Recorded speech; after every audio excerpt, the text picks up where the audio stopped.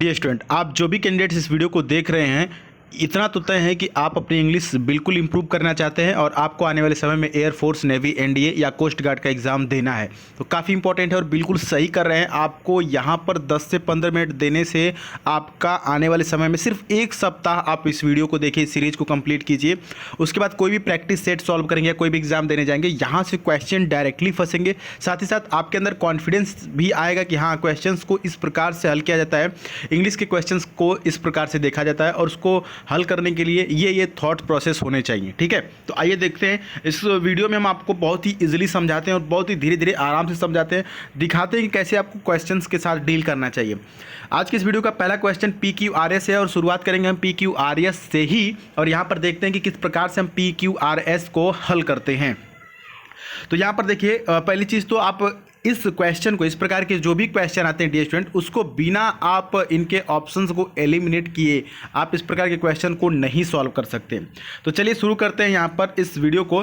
पहले देखिएगा, यहाँ पर जो P है यानी कि थर्ड फॉर्म से शुरू है, तो इससे कोई भी ऑप्शन नहीं शुरू होगा। तो यहाँ पर देखेंगे कि जो भी आपके पास 4 ऑप्शन है, इनमें से जो भी ऑप्शन P से शुरू होगा वो नहीं होगा। तो ऑप्शन नंबर दूसरा जो है P से शुरू है, तो ये नहीं होगा, मतलब कि इससे नहीं होगा। अब आपके पास बचते हैं 3 ऑप्शन। इसी तरह से ऑप्शन एलिमिनेट करके क्वेश्चंस को आप सॉल्व करते हैं। अब देखिए, अब आगे देखते हैं। देखिए, विद से भी सेंटेंस की शुरुआत नहीं होगी, तो क्यू से भी जो ऑप्शन शुरू होगा वो सही नहीं होगा, तो ऑप्शन तीसरा भी कट गया। अब बचते हैं सिर्फ 2 ऑप्शन, या तो ए सही होगा या तो डी सही होगा। देख रहे हैं कैसे सॉल्व किया जा रहा है। अब देखते हैं, अगर हम ए को लेते हैं यानी एस को लेते हैं ना, तो एक्सेप्टेबल देन। अब देखिए, देन क्यों आ जाएगा? क्योंकि जब कहीं मोर आएगा तब ना देन आएगा, तो शुरू में एस से सेंटेंस नहीं शुरू होगा, यानी ऑप्शन नंबर ए भी कैंसिल हो गया। ऑप्शन नंबर डी आंख मूंद कर सही कर देंगे। क्लियर? एक तरीका। दूसरा तरीका, मतलब यही तरीका है, लेकिन अब जब आपको लग रहा है कि ऑप्शन डी सही होगा, तो सर सिद्ध करके दिखाइए। चलिए, ऑप्शन डी कह रहा है कि पहले आर वाला आएगा। पहले क्या आएगा? आर वाला। क्या है कि अ स्मॉल गिफ्ट अकंपनीड। अब देखिए, अकंपनीड के साथ बाद विद आता है, तो देखिए आर के बाद क्यू आया है ना, यहां पर अकंपनीड विद आया ना। Kind words is much more. अब देखिए, मोर आया, उसके बाद क्या आया है यहां पर? एस वाला। तो मोर के बाद देन। समझ रहे हैं? तो जो भी सीक्वेंस होगा उसमें ये सीक्वेंस होगा कि पहले मोर आएगा, उसके बाद देन आएगा, मतलब पहले क्यू आएगा, उसके बाद एस आएगा। तो यहां पर देखिए, क्यू आया फिर एस आया। तो ये चीज बिल्कुल सटीक बैठ रहा है ना, तो यहां पर ऑप्शन नंबर डी हो जाएगा। उम्मीद है कि आप बिल्कुल सटीक समझ पाए होंगे। क्लियर? आगे बढ़ लेते हैं डियर स्टूडेंट यहां पर। चलिए, अगला क्वेश्चन जो आपके सामने है वो है सिनोनिम से क्वेश्चन, और लिखा हुआ है बोदर। बोदर का मतलब क्या होता है सर? देखिएगा, बोदर मतलब होता है परेशान करना या हैरेसमेंट करना। क्या होता है? बोदर मतलब परेशान करना या हैरेसमेंट करना होता है। इसको सिनोनिम क्या हो जाएगी? देखिएगा, यहां पर जो ऑप्शन है, ऑप्शन नंबर ए जो है ऑप्शन लिखा हुआ है ना, ठीक है। ऑप्शन का मतलब होता है अभद्र, तो ये तो नहीं होगा। ऑप्शन नंबर बी में देखिए क्या लिखा हुआ है? बीसेट लिखा हुआ है। बीसेट का मतलब होता है इरिटेट करना या परेशान करना। बीसेट का 2 मतलब होता है, एक होता है कि घिरा हुआ यानी सराउंडिंग, और दूसरा होता है इरिटेट करना या परेशान करना। तो यही हो जाएगा, ऑप्शन नंबर बी सही हो जाएगा। बोदर मतलब क्या होता है? परेशान या हरासमेंट, और बीसेट मतलब इरिटेट करना या परेशान करना, दोनों एक ही बात है। तो option number B is right here. ठीक है, बाकी के ऑप्शन समझेंगे? अच्छा ठीक है, समझ लीजिए। ऑप्शन नंबर सी में यहाँ पर देखते हैं dear student. Option number C में लिखा हुआ है अफिस्युकेट। अफिस्युकेट का मतलब होता है किसी को कंफ्यूज करना, ठीक है। और ऑप्शन नंबर डी जो है ऑब्लिवियस। ऑब्लिवियस मतलब होता है बेखबर या भुलक्कड़। क्लियर? चलिए नेक्स्ट की तरफ बढ़ते हैं। तीसरा क्वेश्चन यहाँ पर आपके सामने है, और ये क्वेश्चन भी सिनोनिम से है। क्वेश्चन ये है, ऑप्शन यहाँ पर जो कॉजेंट लिखा हुआ है, क्या लिखा हुआ है? कॉजेंट। कॉजेंट का मतलब क्या होता है? याद रखेंगे इसको। देखिए, कॉजेंट का मतलब, इसको याद करेंगे एजेंट से। क्या, किससे याद करेंगे? एजेंट से याद करेंगे। एजेंट लोग जो होते हैं वो बहुत ही कन्विंसिंग होते हैं, वो अपना आपको कन्विंस कर देंगे। अगर एजेंट की बात अगर आप 10 मिनट तक सुन लिए, तो वो क्या करेंगे? आपको क्या करेंगे? वो कन्विंस कर लेंगे और उनकी पॉलिसी आप खरीद लेंगे। समझ रहे हैं? एजेंट किसी कंपनी के एजेंट होते हैं, LIC के या अलग अलग कंपनियां हैं, ठीक है। तो वो उनकी अगर 10 मिनट बात सुन लेंगे तो वो आपको कन्विंस कर लेंगे। तो एजेंट जो होते हैं क्या होते हैं? कन्विंसिंग होते हैं, तो कन्विंस करते हैं। ऑप्शन नंबर बी से होगा, इसका सिनोनिम है ना, तो कन्विंसिंग से हो जाएगा ऑप्शन बी। बाकी के ऑप्शन समझ लीजिएगा। ऑप्शन नंबर ए में क्या लिखा हुआ है डियर स्टूडेंट? टेंटेटिव, टेंटेटिव का मतलब होता है अप्रॉक्स, अप्रॉक्स का मतलब लगभग, टेंटेटिव मतलब लगभग। अच्छा, एयरफोर्स वाले जो बच्चे तैयारी करते हैं, आप देखते होंगे कि जब एयरफोर्स का कोई भी नोटिस आता है, ठीक है, कोई भी एयरफोर्स का नोटिस आता है तो उसमें आप देखते होंगे कि टेंटेटिव डेट लिखा होता है। टेंटेटिव डेट इसलिए टेंटेटिव का मतलब होता है कि लगभग, यानी डेट अभी भी चेंज हो सकता है, हो सकता है, ठीक है ना। जैसे आपका रिजल्ट अटका हुआ है एयरफोर्स XY का, तो उसमें टेंटेटिव डेट बताते हैं कि ठीक है इस डेट तक मैं बताऊंगा, लेकिन शायद आगे पीछे हो सकता है। क्लियर। तो टेंटेटिव मतलब क्या होता है, अप्रॉक्स या लगभग। यहाँ पर जो सही वाला ऑप्शन है वो कन्विंसिंग है। ऑप्शन सी देख लेते हैं, ट्रकुलेंट लिखा हुआ है। ट्रकुलेंट का मतलब होता है झगड़ालू। और ऑप्शन डी में अपैथेटिक, अपैथेटिक, अपैथेटिक मतलब, सॉरी जीभ लड़खड़ा जा रही है बोलने में, है ना। ऐसे लोग जिसे किसी के दुख दर्द से कोई मतलब नहीं हो, जो उदासीन टाइप के लोग होते हैं, उसको बोलते हैं अपैथेटिक। क्लियर। चलिए आगे बढ़ लेते हैं। अगला आपके सामने यहाँ पर है, यहाँ पर डियर स्टूडेंट इसका देखिए एंटोनिम बताना है, याद रखेंगे एंटोनिम बताना है, ANTO लिख दे रहे हैं ना, एंटोनिम बताना है, सिनोनिम नहीं बताना। अब तक सिनोनिम आप सॉल्व कर रहे थे।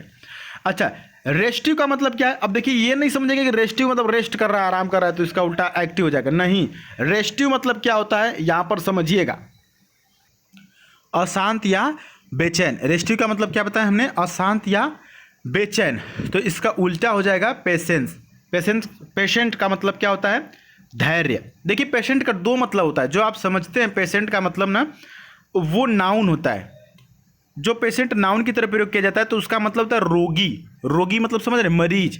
और एक होता है एडजेक्टिव, एडजेक्टिव, एड इज लिख दे रहे हैं यहाँ पर, एडजेक्टिव, तो इसका मतलब होता है धैर्य रखना, पेशेंस। ठीक है, पेशेंट ही पढ़ेंगे, एक पेशेंस होता है और एक पेशेंट होता है, इसका मतलब भी धैर्य रखना होता है। ठीक है, कंफ्यूज नहीं होंगे, कंफ्यूजन होगा तो आप इसको चेक कर लीजिएगा, लेकिन कंफ्यूज नहीं होना है। ठीक है, बाकी के ऑप्शन समझते हैं। एक्टिव का मतलब क्या होता है, पता है आपको, बताने की जरूरत नहीं। होमोजीनियस मतलब होता है सजातीय या एक रूप।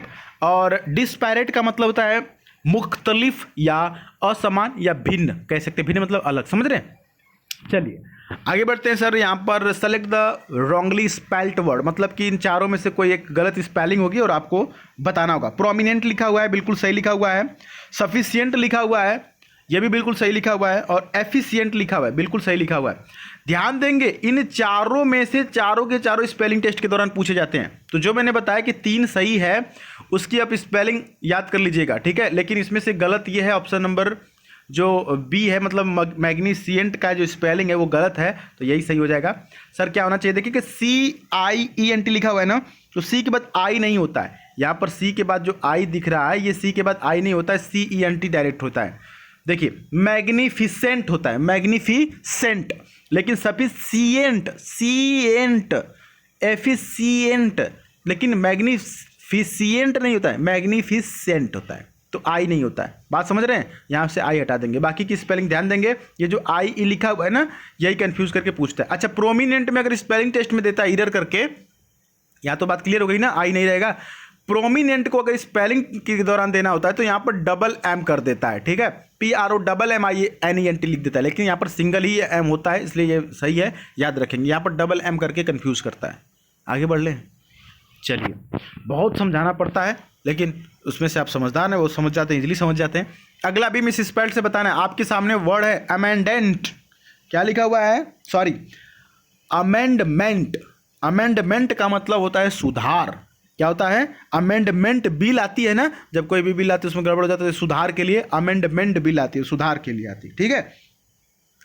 ऑप्शन नंबर बी में सर प्रिविलेज दिया हुआ है, तो ये भी सही है, ये भी सही है, और प्रिविलेज भी सही है। प्रिविलेज का मतलब होता है स्पेशल अधिकार।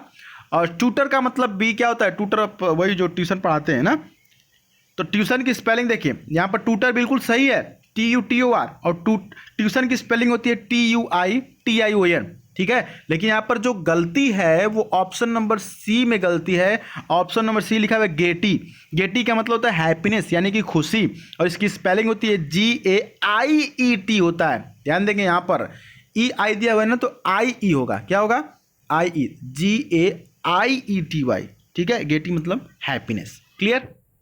चलिए अगला जो है स्पॉटिंग द एरर से क्वेश्चन है, बहुत ही इंपॉर्टेंट है और आपको इसे सॉल्व करके दिखाना है। ऑप्शन नंबर ये 7, सॉरी क्वेश्चन नंबर ये 7 है। After raising the flag to inaugurate the sports meet the chairman gave a long speech. बताइए क्या होगा यहाँ पर, कौन सा ऑप्शन गलत है? राइजिंग, ज़्यादा वक्त आपका नहीं लेंगे और कम वक्त लेते ही बताते हैं यहाँ पर। देखिएगा, आफ्टर राइजिंग द फ्लैग नहीं हुआ। राइजिंग मतलब क्या होता है सर? राइजिंग मतलब होता है कोई भी चीज़ जो खुद ब खुद आगे बढ़े। कोई भी चीज़ राइजिंग करती है तो खुद ब खुद आगे बढ़ती है। राइजिंग नहीं होगा, रेजिंग होगा। स्पेलिंग देखिएगा इसकी अलग हो जाती है। रेजिंग, रेज योर हैंड बोलते हैं ना, तो कोई चीज़ जब आप खुद उठाते हैं, खुद आगे बढ़ाते हैं, तो RAISING, रेजिंग हो जाएगा। राइजिंग नहीं बल्कि रेजिंग। रेजिंग मतलब बढ़ना, मतलब रेजिंग मतलब बढ़ाना या उठाना। रेजिंग मतलब इसके मतलब बढ़ाना या उठाना, और राइजिंग मतलब खुद ब खुद बढ़ना या उठना। कहते हैं रेज योर हैंड, मतलब अपने हाथ उठाओ, है ना। तो उठाते हैं, खुद उठाते हैं ना। जो झंडा है वो उसको आप खुद उठाएंगे, खुद फ्लैग को खुद उठाएंगे, खुद लहराएंगे, खुद फहराएंगे, वो अपने से नहीं होता है। क्लियर? तो यहाँ पर राइजिंग नहीं बल्कि रेजिंग होना चाहिए था। ऑप्शन नंबर ए सही है। बात समझ में आ गई? आगे बढ़ ले। चलिए, बहुत ही समझदार है आपको तो थोड़ा सा इशारा काफ़ी है। इनमें से ज़्यादातर बच्चे बिल्कुल सही भी कर लेते हैं। चलिए सीखिए कैसे क्वेश्चन सॉल्व करते हैं। अगला है कि a study is going under way to determine the exact concentration of lead in the water supply. बताइए किस पार्ट में इरेडिएटेड स्टूडेंट। यहाँ पर भी वही सुपरफ्लुअस वाली बात होगी। यहाँ पर क्या होगी? सुपरफ्लुअस वाली बात होगी। अब देखिए, गोइंग और अंडरवे दोनों एक ही बात है। मतलब अ स्टडी इज गोइंग मतलब एक स्टडी के दौरान, किसी चीज़ के दौरान जा रही है, तो अंडरवे मतलब भी वही होता है। तो यहाँ पर से गोइंग हटा देंगे। दोनों में से कोई एक ही होगा, या तो गोइंग हटा देंगे अंडरवे रख दीजिए, या अंडरवे हटा दीजिए गोइंग रख दीजिए। तो दोनों में से एक ही होगा, दोनों नहीं होगा, सुपरफ्लुअस हो गया यहाँ पर। ठीक है, क्लियर? आगे बढ़ते हैं। ऑप्शन ए सही है। नेक्स्ट जो है कि 9th नंबर का क्वेश्चन आपके सामने है। According to the some estimates there are 7000 type of plants. बताइए एक अध्ययन के दौरान, एक एस्टिमेट के दौरान क्या हुआ? कितने प्रकार के पाए गए जो पौधे हैं? Type of plants 7000। तो यहाँ पर कुछ बच्चों को लग रहा होगा सर ऑप्शन सी सही है, सी में इरर है। तो बिल्कुल सही लग रहा है, लेकिन आपको इरर जो लग रहा होगा कि हो सकता है कि 1000 की जगह सर थाउजेंड्स कर देंगे। नहीं, इरर ये नहीं है। ऑप्शन नंबर सी में ही इरर है डियर स्टूडेंट, लेकिन इरर जो है वो टाइप में है। क्या होगा? Types of plants. Clear? There are 7000 types of plants. 7000 है ना, एक से अधिक है। 7000 टाइप्स ऑफ प्लांट्स। ठीक है, टाइप्स ऑफ प्लांट होगा। क्लियर? कोई डाउट नहीं होना चाहिए। तीसरा लास्ट क्वेश्चन है, 10वां क्वेश्चन यहाँ पर देख लीजिएगा। फिल इन द ब्लैंक से क्वेश्चन है, the professor dash over just 1.42 hours. एक जो प्रोफेसर हैं, प्रोफेसर सिर्फ एक ही पॉइंट पर 2 घंटे तक क्या किए? डिस्कस्ड किए। तो यहाँ पर ऑप्शन नंबर ए से होगा डेलिब्रेटेड।